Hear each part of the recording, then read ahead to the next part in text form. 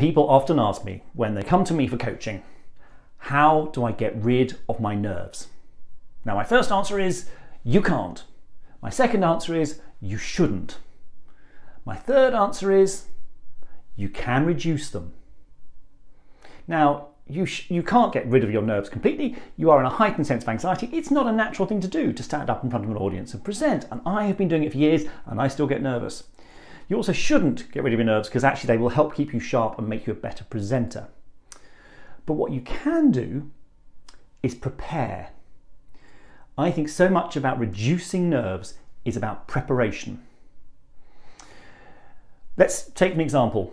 If you've been asked to give a presentation in a meeting, the temptation is to prepare it the day before, or even the evening before, or even the morning before. I would really suggest that you set out to give yourself as much time to prepare as possible. Now, occasionally, clearly something gets thrown at you. It's like, oh, we've got this pitch tomorrow morning, can you do it?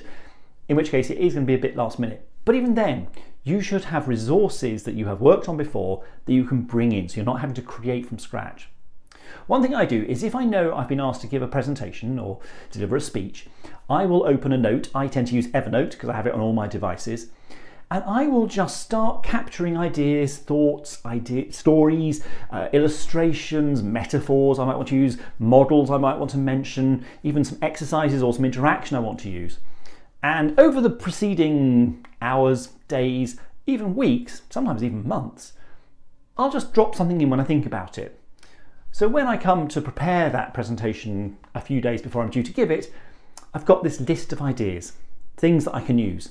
Doesn't mean they're all going to make it into the final presentation, but it means I'm not just looking at a blank page going, oh, where do I start? I have no idea what I'm going to put in this. So, and admittedly, some of those notes become fairly similar to one another because presentations, if I'm giving the similar presentation, but even then I will think, now this audience is different, so actually I want to use this example or this set of data because that's going to resonate more with this audience. One size doesn't fit all, it has to be said, because every audience is different, so every presentation is going to be different. But think about how you prepare. Don't do it last minute. Give yourself time. Do yourself a favour, because that will take a lot of the pressure off. It also means you've got time to rehearse. And we're going to come back to that in a later video, because that's another important part of reducing nerves.